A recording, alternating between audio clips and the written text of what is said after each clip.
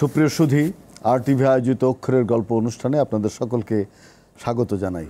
আমাদের অক্ষর আমাদের বর্ণমালা, আমাদের অশ্রু দিয়ে ধোয়া, আমাদের রক্ত দিয়ে ধোয়া। আমরা আমাদের মাতৃভাষা বাংলার চর্চাকে সর্বজনীন করতে চেয়েছি এবং আমাদের বাংলা ভাষা যে পৃথিবীর সমস্ত ভাষাগুলোর মধ্যে একটি অন্যতম শ্রেষ্ঠ ভাষা, সেটিও প্রমাণের চেষ্টা আমরা করেছি এবং মাতৃভাষাকে মর্যাদা দেওয়ার জন্য আমরা রক্ত দিয়েছি। আজকে আমাদের আয়োজনে এমন একজন মানুষ আছেন যিনি সারা জীবন এই অক্ষরের গল্প করেছেন, অক্ষরের সঙ্গে আছেন, এই বর্ণমালার সঙ্গে তার জীবনকে গেঁথে নিয়েছিলেন। তিনি আমাদের দেশের একজন প্রজ্ঞাবান মানুষ, একজন খাঁটি বুদ্ধিজীবী যাকে বলি আমরা, সেই রকম একজন মানুষ, প্রফেসর আবুল কাশেম ফজলুল হক। তিনি লোকায়ত নামে একটি অসাধারণ পত্রিকা সম্পাদনা করেছেন দীর্ঘ সময় ধরে। এখনও পত্রিকাটি বেরোবার অপেক্ষায় আছে এবং শুধু পত্রিকা প্রকাশই তিনি করেননি, তিনি অসংখ্য গ্রন্থ লিখেছেন এবং আমাদের চিন্তন জগৎকে পরিবর্তন করবার জন্যে তার নিজস্ব চিন্তা বিশ্ব চিন্তার সঙ্গে যুক্ত করে তিনি বাঙালি জাতিকে, এই জাতিকে বারবার একটি গণতান্ত্রিক দেশ উপহার দেওয়ার ক্ষেত্রে কাজ করেছেন। স্যার, আপনি কেমন আছেন? ভালোই আছি, চলছে, ভালোই চলছে। আপনি সম্প্রতি বাংলা একাডেমির সভাপতি হয়েছেন, এটা আমাদের জন্য অনেক আনন্দের। এই অন্তর্বর্তীকালীন সরকার এসছে একটি বিপ্লবের মধ্য দিয়ে। তরুণ ছাত্র সমাজ, আমাদের দেশের আপামর জনগণের আকাঙ্ক্ষার ফসল। আর বাংলা একাডেমি হচ্ছে আমাদের মননের প্রতীক। কিন্তু দীর্ঘদিন বাংলা একাডেমি যারা এসছেন, যারা যুক্ত ছিলেন বাংলা একাডেমির সঙ্গে, তারা ক্ষমতাসীন দলের তাবেদারে রূপান্তরিত করেছেন বাংলা একাডেমি এবং তাদের জীবনী, তাদের লেখা, তাদের ভাবনার বহিঃপ্রকাশ করবার জন্যই যেন বাংলা একাডেমির জন্ম, এরকম একটা ভাব তৈরি হয়েছিল। সেই জায়গায় আপনারা কি কোনো সংস্কারের কাজ করবেন?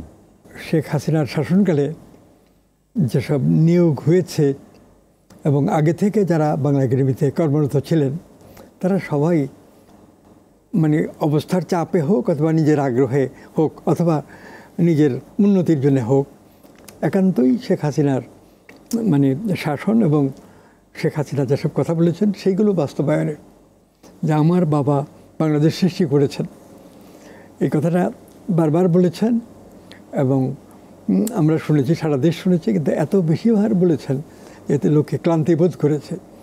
আর যে সংকীর্ণতা আওয়ামী লীগের মধ্যে ছিল, শেখ হাসিনার মধ্যেও ছিল, আমি বলবো সেটা হলো যে শেখ মুজিব একলাই সব কিছু করেছেন। যে তাজউদ্দিন আহমদ মানে রাজনৈতিক জীবনের শুরু থেকে শেখ মুজিবের সঙ্গে একসঙ্গে কাজ করেছেন ছাত্রলীগে এবং পরে আওয়ামী লীগে, সেই তাজউদ্দিনের নামটা পর্যন্ত নেওয়া যাবে না, এরকম একটা বাস্তবতা তৈরি করেছে একমাত্র বঙ্গবন্ধু, হাজার বছরের শ্রেষ্ঠ বাঙালি ইত্যাদি ইত্যাদি। রবীন্দ্রনাথ, নজরুল তারাও ম্লান হয়ে গেছে। হ্যাঁ, রবীন্দ্রনাথ, নজরুল সব ম্লান হয়ে গেছে, তাদেরকে পেছনে ফেলে দিয়েছে, তাদের কথা কখনো উচ্চারণ করে না। এবং মৌলানা ভাসানী, কে ফজলুল হক, সরওয়ার্দী, তাদের যে ত্যাগ সেটাও সেভাবে সামনে আসে। আমি মনে করি যে শেখ মুজিবুর রহমান আমাদের জাতির বড় নেতাদের একজন, কোনো কোনো দিক থেকে তিনি অদ্বিতীয়, কিন্তু তিনি একলাই সবটা অর্গানাইজ করেছেন, সবটা সফল করেছেন। এই চিন্তাটা পক্ষপাতমূলক এবং আন্তরিক হলে এইরকম হতো না। শেরেবাংলা ফজলুল হককে মাইনাস কী করে করি? 1940 সনে যে লাহোর রেজলিউশন, সেইখানে তো একাধিক মুসলিম রাষ্ট্রের কথা ছিল এবং একাধিক মুসলিম রাষ্ট্র মানে পশ্চিম পাকিস্তানের যারা মুসলিম কমিউনিটির লোকের সংখ্যা বেশি, তারা গঠন করবেন একটা রাষ্ট্র, একটা বা একাধিক হতে পারে। আর পূর্ব ভারতে অর্থাৎ বিশেষ করে বাংলাদেশে, তৎকালীন বাংলাদেশে মুসলিম মেজরিটি ছিল। এইখানেও তিনি তার কথার মধ্যে, এই যে মুসলিম মেজরিটির কথা বললেন, আমাদের শিল্প সাহিত্যের ক্ষেত্রে আমরা লক্ষ্য করেছি দেশভাগের পরে মুসলমান কবি সাহিত্যিকদের যে তারা যে পিছিয়ে পড়া জায়গা ছিল, সেখান থেকে তারা বেরিয়ে আসার চেষ্টা করেছে এবং একমাত্র নজরুল, এস ওয়াজেদ আলী, মীর মুশাররফ হোসেন, আরও অনেক কয়েকজন সাহিত্যিক যারা একটু এগিয়ে এলো এবং নাসিরুদ্দিন সাহেব আমাদের সওগাতের সম্পাদক, এরা মিলে আস্তে ধীরে একটা মুসলমানদের জন্য একটা সাহিত্যের জায়গা তৈরি করার চেষ্টা করেছিল। কিন্তু আমরা পরবর্তীকালে দেখি যে জায়গাটা তেমন খুব একটা কার্যকর হয়নি, একমাত্র নজরুল ছাড়া এই জায়গায় আর কেউ কৃতকার্য হতে পারেনি কেন? এখানে ব্যাপারটা হলো যে আমরা যদি 1940-এর দশকের শেষ দিকটায় মুসলিম লেখকদের ধরি, কদিনা নজরুল ইসলাম তখন তো অচল, মানে স্বাস্থ্য ভেঙে গেছে, অসুস্থতায় ভুগছে। কিন্তু এই অসুস্থতা আসার ঠিক আগেও মুসলিম লীগ পাকিস্তান এটাকে ব্যঙ্গ করে লিখেছেন। তিনি এই বাংলা ভাগ, ভারত ভাগ এগুলোর পক্ষে ছিলেন না। তার ধারণা ছিল যে ভারত একটা রাষ্ট্র, কিন্তু এর মধ্যে অনেক জাতি আছে, অন্তত 4-5টা নেশন অর্থে জাতি। এটা পলিটিক্যাল টার্ম নেশন। আর হিন্দু সমাজে জাতিভেদ আছে, সেটা অনেকটা রেশিয়াল, মানে বংশগত, সেটা না, যেটা নেশন আধুনিক রাজনৈতিক শব্দ। এই নেশন গড়ে তোলার চেষ্টা ছিল কবি নজরুল ইসলামেরও ছিল। জসিমউদ্দিন কবি, তিনি কি পাকিস্তান সমর্থন করেছেন 40-এর দশকে? আমি তো সেরকম কোনো মানে তথ্য খুঁজলেও পাই না।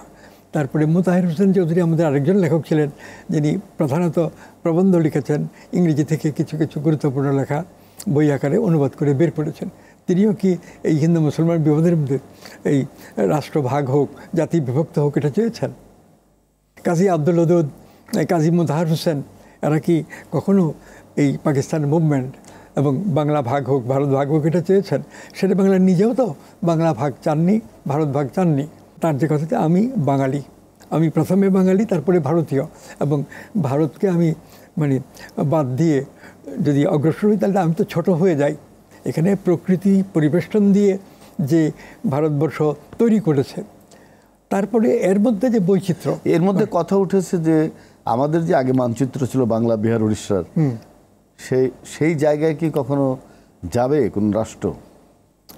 এখন রাজনৈতিক পরিবর্তন হয়, এর পেছনে বিজ্ঞানের আবিষ্কার, উদ্ভাবন সবচেয়ে বেশি প্রভাব বিস্তার করে। কাজেই সেরকম বিজ্ঞান প্রযুক্তি যদি নতুন কিছু আনে, তাহলে অনেক কিছু আবার রিকনস্ট্রাক্টেড হবে। আমাদের যে বাংলাদেশ আজকে, এর সৃষ্টি পাকিস্তান ভেঙে এমন একটা অস্বাভাবিক রাষ্ট্র করা হয়েছিল যে রাষ্ট্রের কোনো শর্ত এই পাকিস্তান প্রতিপালিত হয় না। তো জিন্নাহ সাহেব এখানে একরকম চিন্তা করেন। তিনি তো উর্দু জানতেন না, ইংরেজিতে সব কিছু বলতেন, তার এমনি লোকাল টার্ন হিসেবে গুজরাটি ভাষা তিনি বুঝতেন, একটু আধটু বলতেন, এবং তার কর্মীদেরকে বলতেন যে মাদ্রাসা শিক্ষিত আলেম সমাজকে আমরা মুসলিম লীগে চাই না। কেন? আলেম সমাজ আসলে তারা একটা ভিন্ন চিন্তা নিয়ে অগ্রসর হবে, মানে আধুনিক চিন্তার সঙ্গে তারা নেই, মিলবে হলো, এবং সেটা একটা বিরোধের কারণ হবে, বড় বিরোধ, এবং সেই বিরোধে আমরা এগোতে পারবো না। সম্প্রতিকালে আমরা দেখেছি দেশি পণ্য ব্যবহারের একটা আন্দোলন চলছে, বিদেশি পণ্য বর্জন করে দেশি পণ্য নাও, দেশি পণ্য কিনে হওয়ার জন্য। তো আমরা তো আমাদের দেশের যে পণ্য সেটা আমরা কি কিনতে চাই না কেন? আমাদের মানসিকতা কেন সবসময় উপনিবেশিক মানসিকতা, যে বাইরের যা সবই ভালো, আমাদের যা ভালো না? এই মানসিকতার মধ্যে একটা হীনমন্যতা আছে, ইংরেজিতে বলে ইনফিরিটি কমপ্লেক্স। এটা আমাদের, এটা ন্যাশনাল ইনফিরিটি কমপ্লেক্স, জাতীয় হীনতাবোধ। এটা কল্যাণকর না। এখানে যুক্তি, বুদ্ধি, বিবেক অবলম্বন করে চিন্তায় অগ্রসর হওয়া উচিত। যারা ভুল চিন্তার মধ্যে আছেন, যদি এখানে ঠিক প্রাকৃতিক নিয়ম এবং মানবিক নিয়ম মিলে কোনো একটা ভালো চিন্তাধারা গঠিত হয়, সে রাজনৈতিক অথবা সাংস্কৃতিক, অবশ্যই তারাও সেই দিকে মন দেবেন। আর যারা এগুলোর সম্পূর্ণ বিরোধিতা করে আধুনিকতার এতে, তারা তো তাদের মন সেইভাবে পরিবর্তন করতে পারবেন না বলেই মনে হয়। তো তাদের নিয়ে বিচলিত হওয়ার কিছু নাই, নানান বিশ্বাসের লোক থাকবেন। বাংলা একাডেমির কি উচিত না যে তরুণদের বই প্রকাশ করা, সৃজনশীল বই প্রকাশ করা? বাংলা সেটা করে। একটা কথা হলো যে বাংলা একাডেমি যে কারণে প্রতিষ্ঠা করা হয়েছিল, তাদের লক্ষ্য ছিল যে এখানে জ্ঞান চর্চার একটা কেন্দ্র হবে, হ্যাঁ, এবং বাংলা ভাষার দেশে, অর্থাৎ পশ্চিমবঙ্গ, আগরতলা ইত্যাদি নিয়ে এই বাংলাদেশের লেখকদের লেখা পড়বেন, এবং কবিতা, গল্প, উপন্যাস, যেগুলো বলা যায় একান্তভাবে সাহিত্য, এইটার বাইরেই ছিল বাংলা একাডেমির যে উদ্বোধনকালে এখানে আবু হোসেন সরকার একটা চমৎকার লিখিত বক্তৃতা দিয়েছিলেন, যারা পুস্তিকা আকারে বের হয়েছিল। স্যার, আপনি লোকায়ত প্রকাশ করছেন দীর্ঘদিন থেকে। আমাদের দেশের পত্রপত্রিকাগুলো দ্রুত মরে যায়, তারা সরকারি পৃষ্ঠপোষকতা তো পায় না, বিজ্ঞাপনও পায় না। কারণ আপনি জানেন বিজ্ঞাপন পাওয়াও খুব কঠিন, এবং যে সমস্ত কর্পোরেট জায়গাগুলো আছে সেখানেও সাহিত্যের সেরকম পৃষ্ঠপোষকতা নেই। তাহলে আমাদের সাহিত্য বাঁচবে কীভাবে? একটা কথা হলো যে সাহিত্য সৃষ্টির জন্য মহৎ লেখক আত্মপ্রকাশ করবেন, এর জন্য সমর্থন দেওয়ার শক্তি প্রত্যেক লেখকের দরকার, সাপোর্টিং মানে একটা অবস্থা, সেটা আমাদের দেশে ঠিক গড়ে ওঠেনি। রবীন্দ্রনাথ যখন লিখতেন, বঙ্কিমচন্দ্র যখন লিখতেন, শরৎচন্দ্র যখন লিখতেন, তখন পরিবেশ এখনকার তুলনায় বেশি মানে ছিল, খারাপ ছিল, এই অর্থে যে সুযোগ সুবিধা কেউ। কিন্তু তারপরেও কিছু কিছু জমিদার ছিলেন নিঃশর্তে কোনো কোনো লেখকের বই ছাপছেন, যেমন মধুসূদনের লেখা, রবীন্দ্রনাথের লেখা ছাপছেন, আরও কারো কারো লেখা, শরৎচন্দ্রের, হ্যাঁ। সেই রকম ধনী লোক এখন বাংলাদেশে হয়তো আছেন, হাজার হাজার আছে, কোটি কোটি আছে, অনেক বেশি ধনী লোক, তারা সাহিত্য সংশ্লিষ্ট না। একটা কথা হলো যে প্রকৃতপক্ষে কবি বলা যায় এরকম কোনো বড় প্রভাবশালী কাউকে তো পাই না। এখানে দেখতে গেলে আপনি যে বয়সে লিখছেন এই বয়সের কবি অনেকে আছে, আর যেতে কিছু বেশি কম বয়সের আরও বেশি আছে।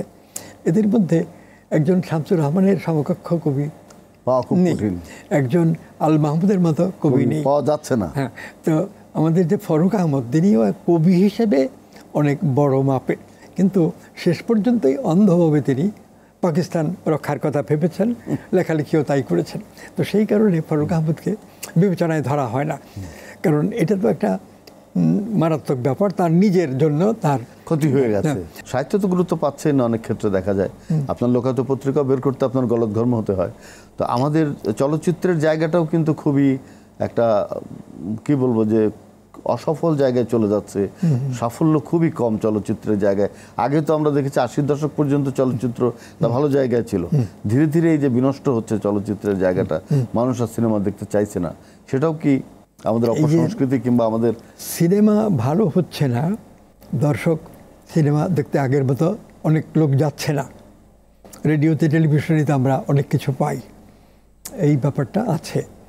আর সিনসিয়ারিটির অভাব আছে। আপনি যে প্রবলেম বললেন যে গান শুনবে অন্য কিছু, সেটাতে তো অন্তত আন্তরিক হওয়া উচিত। তারা বলতেন যে সাহিত্যের দিন এখন শেষ হয়ে গেছে, এখন তো ইনস্ট্রুমেন্টের মাধ্যমে আমরা সব কিছুই পাই, রেডিও, টেলিভিশন, চলচ্চিত্র, এরকম চিন্তা করেছেন। কিন্তু এই চিন্তা সর্বাঙ্গীন হয়নি, এটা একটা সংকীর্ণ চিন্তা হয়ে গেছে। কেউ আন্তরিকভাবেই এরকম মত প্রকাশ করেছেন, আবার অনেকে নানান কিছু দেখে সুবিধাবাদী দৃষ্টিভঙ্গি থেকে করেছেন। এইগুলো হলো সমস্যা, যে সমস্যাগুলোর সমাধানের জন্যে ইন্টেলেকচুয়ালি যারা উন্নত অবস্থানে থাকেন একটা জাতির মধ্যে, তাদের চেষ্টা মূল্যবান হয়। আর যারা রাজনীতি করেন, রাজনীতিবিদ, তাদেরও সেরকম উন্নত চিন্তার দরকার। তো আমাদের রাজনীতিটাই হলো দুর্বলতম জায়গা আমাদের জাতির। আমাদের যদি 1000 বছরের ইতিহাস ধরি, দেখব নানান দিক থেকে এই জায়গায় জাতির সৃষ্টি গুরুত্বপূর্ণ। সংস্কৃত ভাষা এবং ফার্সি ভাষার চাপে বাংলা ভাষা বিলুপ্ত হয়ে যাওয়ার কথা, কিন্তু মধ্যযুগে সংস্কৃতের চাপে বাংলা ভাষা বিলুপ্ত হয়নি। আধুনিক যুগে এসেও এটা ওই সিনেমা বা রেডিও, টেলিভিশন, রেকর্ড প্লেয়ার এগুলোর নিশ্চিহ্ন হয় নাই, বরং বাংলা ভাষা মধ্যযুগেও অত্যন্ত উৎকর্ষের পরিচয় দিয়েছে। একদিকে বৈষ্ণব পদাবলী, মধ্যযুগে এই মানের যে গান, কবিতা, এটা পৃথিবীর অন্য দেশে পাওয়া যায় না, ইভেন ইন ইউরোপ। পরবর্তীকালে যে ওই নানা কিছু সৃষ্টি হয়েছে, শরৎচন্দ্রের মতো ঔপন্যাসিক আসছেন, তারপরে নজরুলের মতো কবি আসছেন, তারপরে নাটকের ক্ষেত্রেও এই দ্বিজেন্দ্রলাল রায়, অনেক বড় বড় কাজ, তারা অনেক উঁচু মাপের মানুষ ছিলেন, স্বদেশপ্রেম সকলের সঙ্গে। আমাদের রেনেসাঁ কি শেষ হয়ে গেছে? শেষ হয়ে গেছে এই অর্থে যে ব্যাপকভাবে রেনেসাঁসের চেতনা এখন আর বেশি পাওয়া যায় না। কিন্তু কিছু লেখক কলকাতায়ও আছেন এবং ঢাকায়ও কিছু সংখ্যক লেখক আছেন যারা রেনেসাঁস সম্পর্কে সচেতন এবং তারা লেখেন। কিন্তু আমি রেনেসাঁসের সাধক এই বলে তো কেউ আত্মপরিচয় আগেও দিতেন না, এখনও দেন না। কিন্তু রেনেসাঁসের স্পিরিট তাদের চিন্তায় চেতনায় আছে, জ্ঞাত সারে অজ্ঞাত সারে। এই যে আমরা কবি শামসুর রহমানের কথা বলবো, আল মাহমুদের কথা বলবো, এরা তো রেনেসাঁসেরই সাধক ছিলেন, যদিও রেনেসাঁস শব্দটার সঙ্গে তাদের পরিচয় থাকলেও সেটা প্রকাশ করেননি। যে সুস্থ, স্বাভাবিক, উন্নত জীবন তারা কামনা করেছেন এবং কবিতার মধ্য দিয়েও প্রকাশ পেয়েছে, এটাতে বোঝা যায় যে একটা সুস্থ, স্বাভাবিক, বলিষ্ঠ, গতিশীল মানুষের জীবন এবং সমাজ রাষ্ট্র চেয়েছেন। এটাই তো রেনেসাঁসের স্পিরিট। সাফার হরফের বই কি চলে যাবে? সেটা চলে যাওয়ার মতো বাস্তবতা এখনও দেখা যায় না। লন্ডন থেকে অথবা নিউ ইয়র্ক থেকে, ওয়াশিংটন থেকে যারা লিখেন, তারা এই মুদ্রিত কাগজের বই পেতে চান। হ্যাঁ, আর এই স্ক্রিনে পড়ার মধ্যে অনেক তফাৎ আছে। স্যার, আমরা একটু বিরতিতে যাব, আবার এসে আপনার কথা শুনবো। আমরা খুব গুরুত্বপূর্ণ কথা শুনছি। প্রিয় দর্শক, আপনারা দেখছেন RTV আয়োজিত অক্ষরের গল্প। যাব বিরতিতে, আশা করছি থাকবেন আমাদের সঙ্গে।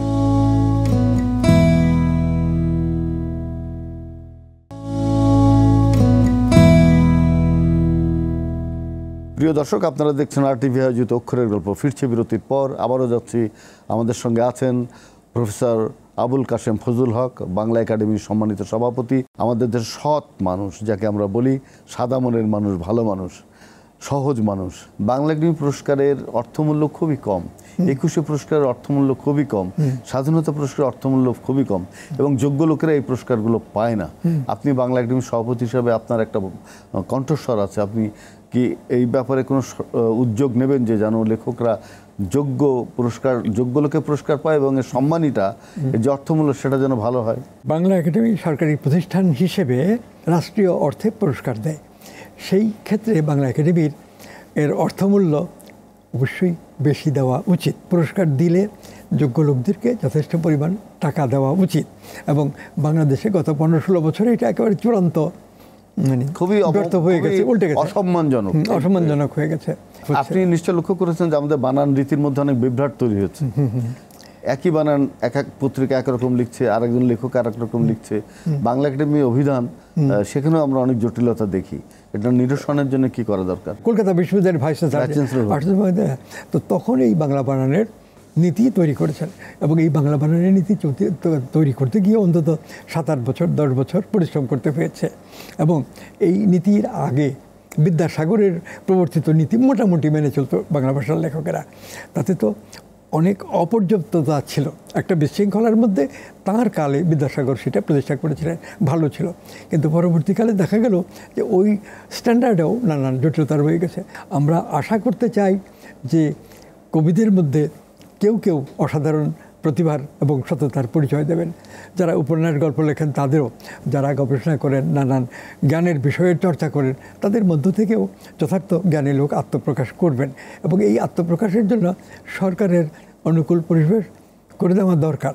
কিন্তু পাঠক যারা জ্ঞানের নানান বিষয় দরকার এটা ফিল করেন, তাদের মধ্য থেকেও উন্নত চিন্তা আসলে পরিবর্তন। একটা গুরুত্বপূর্ণ কথা আমাদের মনে রাখতে হবে যে বাংলা ভাষা দীর্ঘকাল সংস্কৃত ভাষার চাপে ছিল। রাষ্ট্রীয় সমস্ত কর্মকাণ্ড সংস্কৃত ভাষায় করা হতো, পাল রাজাদের কালে, সেন রাজাদের কালে। তারপরেও ধর্ম বিষয়ক সমস্ত চর্চা সংস্কৃত ভাষার মধ্যে ছিল। কিন্তু সংস্কৃত নিয়ে যে কর্তৃত্ব, তার ভেতরেও কিন্তু বাংলা ভাষা বিলুপ্ত হয়নি। এরপরে যখন ওই মোগল শাসন আসছে, তারও কিছু আগে থেকে ফার্সি ভাষার কাজকর্ম চলেছে, কিন্তু তাতেও বাংলা ভাষা শেষ হয়ে যায়নি। বাংলা ভাষা তুলনামূলকভাবে অনেক ভালো। এই যে বৈষ্ণব পদাবলী, এটা এত চমৎকার রচনা, সূক্ষ্ম অনুভূতি, চিন্তা, এটা পৃথিবীর অন্য ভাষায় মধ্যযুগে পাওয়া যায় না। তাছাড়া এই যে মানে চৈতন্য জীবনী, বিরাট বিরাট বই, এগুলোর মধ্যে যে দার্শনিক চিন্তা, ধর্মীয় চিন্তা, এইগুলো খুব অসাধারণ। গণতান্ত্রিক, স্বাধীন, সার্বভৌম বাংলাদেশের জন্যে আমরা সবাই মিলে কি করতে পারি, যদি আপনি দর্শকদের জন্য একটু ছোট্ট করে বলেন? না, দর্শক, শ্রোতা, পাঠক, তারা উন্নত চিন্তা, উন্নত সাহিত্য সৃষ্টির পেছনে আমি মনে করি সবচেয়ে গুরুত্বপূর্ণ ভূমিকা পালন করেন। সচেতন হলে আরও গুরুত্বপূর্ণ ভূমিকা পালন করবেন। আর যখন যোগ্যতর ব্যক্তিরা ক্ষমতায় যাবেন, তখন তারা লেখকদের স্বাধীনতায় হস্তক্ষেপ করবেন না। আর বাংলা একাডেমি বা শিল্পকলা একাডেমি এই ধরনের প্রতিষ্ঠানকে রাজকীয় করে ফেলবেন না। ওরা স্বাধীনভাবে সাধারণ মানুষের সঙ্গে থাকুক, মানুষের চেতনার প্রতিফলন হোক। আমাদের যে রাষ্ট্রীয় সংবিধান এবং আরও সরকারের ঘোষিত কিছু নীতি, এইগুলো অবলম্বন করে তারা যাতে স্বাধীনভাবে কাজ করতে পারেন, তো সেটার মূল্য আছে। আর কনস্টিটিউশনের বাইরে নানান আইন দিয়ে যখন নিয়ন্ত্রণ বেশি করে ফেলেন, তখন তো আর অগ্রগতি ব্যাহত হয়। আপনার এই যে চমৎকার কথাগুলো, এই যে সমাজ বিকাশের ক্ষেত্রে যে সংস্কার প্রয়োজন এবং একটি অসাধারণ একটি সব মানুষের অংশগ্রহণে একটা দুর্দান্ত ভালো গ্রহণযোগ্য নির্বাচন চেষ্টা, হ্যাঁ। দরকার, সেটা আপনি বললেন। প্রিয় দর্শক, আজকে RTV আয়োজিত অক্ষরের গল্প অনুষ্ঠানে আমাদের দেশের প্রখ্যাত চিন্তাবিদ, লেখক, বুদ্ধিজীবী, সম্পাদক, বাংলা একাডেমির সভাপতি অধ্যাপক আবুল কাসেম ফজলুল হক যে কথাগুলো বললেন, আমরাও সেই কথাগুলো ভাবি, সেই কথাগুলোরই আমরা প্রয়োগ চাই। আমরা দেখতে চাই যে আমাদের অন্তর্বর্তীকালীন সরকার অন্তত এমন কিছু সংস্কার করবেন যাতে আগামী রাজনৈতিক দলগুলো তারই ছায়ায়, তারই পথ ধরে এগিয়ে আমাদের দেশকে আরও উন্নত করতে পারে সর্বক্ষেত্রে, সংস্কৃতি, অর্থনীতি, রাজনীতি, সব ক্ষেত্রে। এই প্রত্যাশা শেষ করব। স্যার, আপনাকে অনেক অনেক ধন্যবাদ এবং ধন্যবাদ আপনাকে।